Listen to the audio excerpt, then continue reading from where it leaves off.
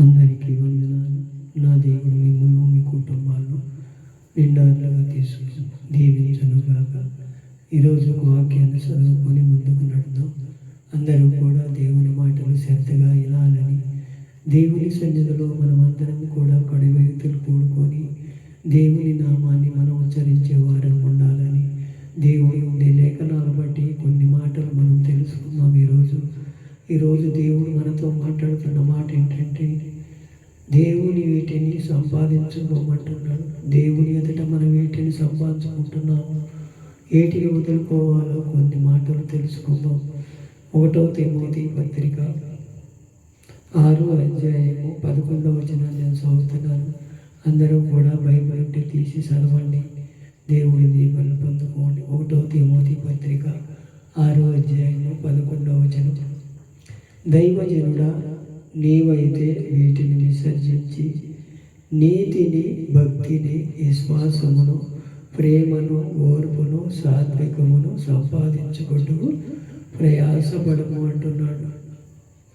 మనల్ని దేవుడు హెచ్చరిస్తున్నాడు. దైవజనులు కూడా మనం నడిచేది కాక మన వెనకాల ఉన్న విశ్వాసాలు కూడా మనం వేటిని సంపాదించుకోవాలా, ఎలా మనం నడవాలని వాళ్ళని హెచ్చరికతో కొన్ని మాటలు మంచిగా చెప్పి, వినకపోతే హెచ్చరిక మాటలు చెప్పాలని దేవుడు కోరుకుంటున్నాడు. ఏంటంటే నీతిని ఎదుర్కోవాలంట. మనలో ఆ నీతి ఉన్నదా? మనం నీతిమంతులమేనా? మనం ఎలా నీతిమంతులము? మనమే నీతిమంతులు అనుకుంటున్నామా అని ఒకసారి మనం హృదయాన్ని పరిశోధించుకోవాలి. మనం దేవుని మనల్ని కనికరించి ఆయన ఉచితమైన కృపను బట్టి, ఆయన రక్తంలో కడగబడ్డాం కాబట్టి మనం నీతిని అనుసరించి నడిస్తే ఆయన నీతిమంతుడు అంటున్నాడు. మనకు మనమే నీతిమంతుడు అని, మనకు మనమే గొప్పవారు అని అనుకుంటే దేవుడు ఇప్పుడు కూడా మనల్ని దీవించడానికి ఇష్టపడడు. మనం కొన్ని లేఖనాలను బట్టి భక్తిని కూడా మనం అంటాం. భక్తి కూడా మనం చేసే భక్తి ఎలా ఉండాలంటే దేవునికి ఇష్టమైన భక్తిగా చేయాలి. నాకు నేనుగా భక్తి చేశాను, నాకు నేనుగా గొప్ప చేసుకుంటున్నాను, నేనే మంచి బట్టలు వేసుకున్నాను, నేనే భక్తి చేస్తున్నాను, నా అంతట వారు ఎవరో లేరని మనం అనుకోకూడదు. ముందులో ఆయన నీతిని ఎతకాలి. ఆయనలో ఉన్న భక్తిని మనం తెలుసుకోవాలి. మనం తెలుసుకోగలిగితేనే దేవుని సన్నిధిలో మనం గొప్పవారమని, మనం అందగాళ్ళమని కాదు ఆయన దృష్టిలో. మనం ఆయన సన్నిధిలో తగ్గింపు జీవితం, తగ్గింపు మనసు మనకు అవన్నీ కలగజేస్తేనే మనకు దేవుడు దీవించడానికి ఇష్టపడతాడు. దైవజనుడా, వీటిని విసర్జించమంటున్నాడు. వీటిని చెడు కార్యాన్ని,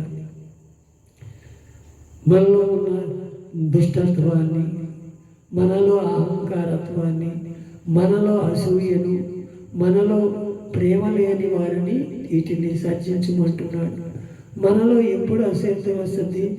మనం ఎవరికన్నా ఏదన్నా ప్రార్థన చేస్తేనో, ఎవరికన్నా స్వస్థత కలిగితేనో, నేను చేసిన ప్రార్థన వల్లే వాళ్ళు బాగుపడ్డారు, నన్ను వాళ్ళు శాసన లెక్కే చేయట్లేదని మనకు కోపం వస్తుంది, వాళ్ళ మీద ఈర్ష్య కలుగుతుంది. అది వద్దంటున్నాడు దేవుడు. నువ్వు కాదు స్వస్థపరిచింది నేను.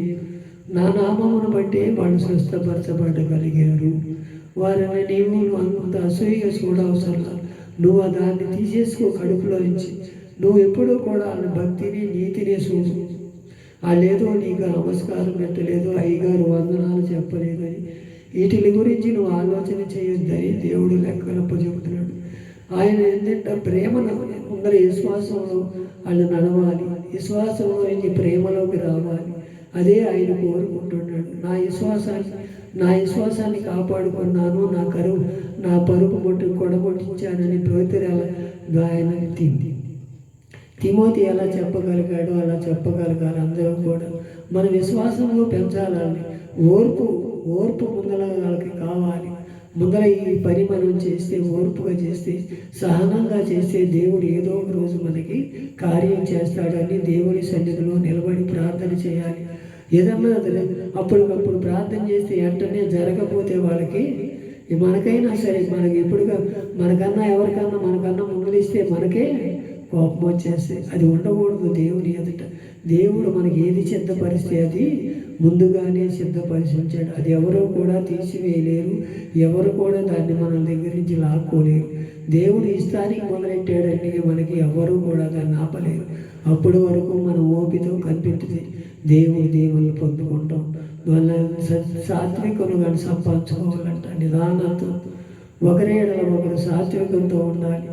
ఒకరు నన్ను మాట్లాడారంటే నేను 10 మాటలు అంటానని ఆలోచనలు ఉండకూడదు.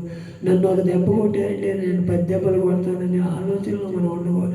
ఎంతవరకు సాత్వికంతో ప్రేమతో వాళ్ళ దగ్గర తీసుకొని మేలైన మాటల్లో నడిపించగలిగితే దేవుడు మనకు సిగ్గుపరచనీయుడు. అందుకని మనల్ని వీటిని సంపాదించుకోవడానికి ప్రయాసపడమంటున్నాడు. మనం వీటి కోసం ప్రయాసపడుతున్నాము. ఒకసారి మన హృదయాలు పరిశోధించుకుంటాం.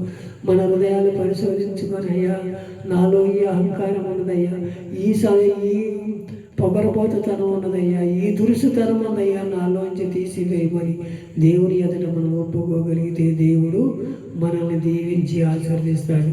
అలాగే రోమాపత్రిక 5:5 కూడా అంటున్నాడు, ఎందుకనగా ఈ నిరీక్షణను మనల్ని సిగ్గుపరచదు, మనకు అనుగ్రహింపబడిన పరిశుద్ధాత్మ ద్వారా దేవుని ప్రేమ మన హృదయంలో కుమ్మరింపబడి ఉన్నదంటాడు.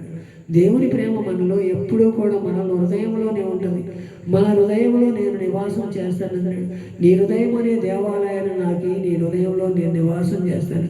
మనం ఏది చేసినా, మంచి చేసినా చెడు చేసినా అన్నీ ఆయన చూస్తున్న దేవుడు, కనిపెడుతున్న దేవుడు. మనల్ని మన చూసే తప్పకుండా కాపాడేవాడు. ఆయనకు ఎప్పుడూ కూడా నన్ను చూడలేదులే, నన్ను చేస్తలేదులే, మనం ఏది చేస్తే అది సరిపోతులే, మనం ఏది మాట్లాడితే అది సరిపోతులే అనుకుంటే తీర్పు పొందక తప్పదు. మనం ఎప్పుడూ కూడా దేవుని సన్నిధిలో కనిపెట్టుకొని ప్రార్థన చేస్తే ఆయనని ఆ నిరీక్షణ మనలంట సిగ్గుపరచదంట. మనం ఏ నిరీక్షణతో ఉన్నామో ఒకసారి మన హృదయాలు పరిశోధించుకోవాలి. ఈ రాత్రికాల సమయంలో మేలైన మాటలతో మనం నడవాలి. మనం సాత్వికమైన మనసు, దీర్ఘశాంతం గల ఆలోచన మనలో ఉండాలి. అయ్యే మనం కోరుకుంటున్నాడు. దేవుని ప్రేమ మన హృదయంలో కుమ్మరించబడాలంటే ఇవన్నీ మనలో ఉండాలి.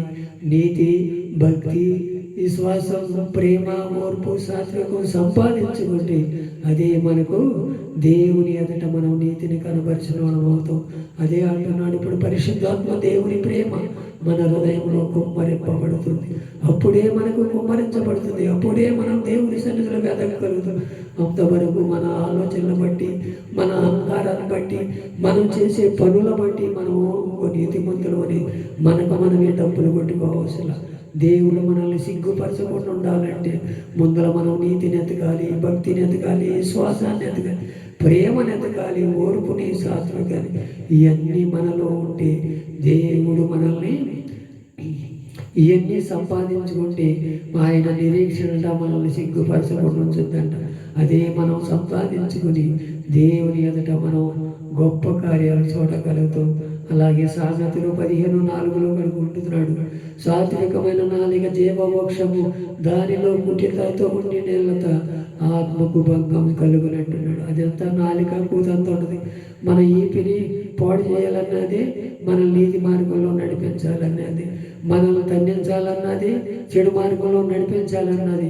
ఆ నాలుకను మనం అదుపులో పెట్టుకొని మనం ఏదైనా తప్పు మాట్లాడామని మనం వెనక తిరిగి చూసుకొని మన ఆత్మను తెలుసుకొని దేవుని సన్నిధిలో మన నాలుకను జీవము ఒకటి, మా జీవము గల మాటలు పలికేవారంగా ఉంటే దేవుడి దీవెనలు పొందుకుంటాం. సాత్వికమైన నాలుకల కంటే జీవమోక్ష ఫలములు ఫలించదంట. అది ఏ నాలుగుతో మనం మాట్లాడుతున్నామో, ఏ మాటలైతే మనం మాట్లాడుతున్నామో ఒక్కసారి మన హృదయాలు పరిశోధించుకొని, దైవజనుడా నువ్వు వీటిని సంపాదించుకో అని దేవుడి లేఖనాల ద్వారా పరిశోధి మనం వీటిని సంపాదించుకుంటున్నామో, ఎలా ఉంటున్నామో ఒకసారి మన హృదయాలు పరిశోధించుకొని మనం నీతిని, భక్తిని, విశ్వాసాన్ని, ప్రేమను, ఓర్పును, సాత్వికాన్ని, విశ్వాసం అనే నాలుకతోనంట, జీవమోక్షమైన నాలుగుతో మనం వాటిని ఉచ్చరిద్దాం. దేవుడి దీవెనలు పొందుకుందాం. ఈ మాటలు దేవుడి వెనుకటిలో దీవించి ఆశీర్వదించును గాక. ఆమేన్.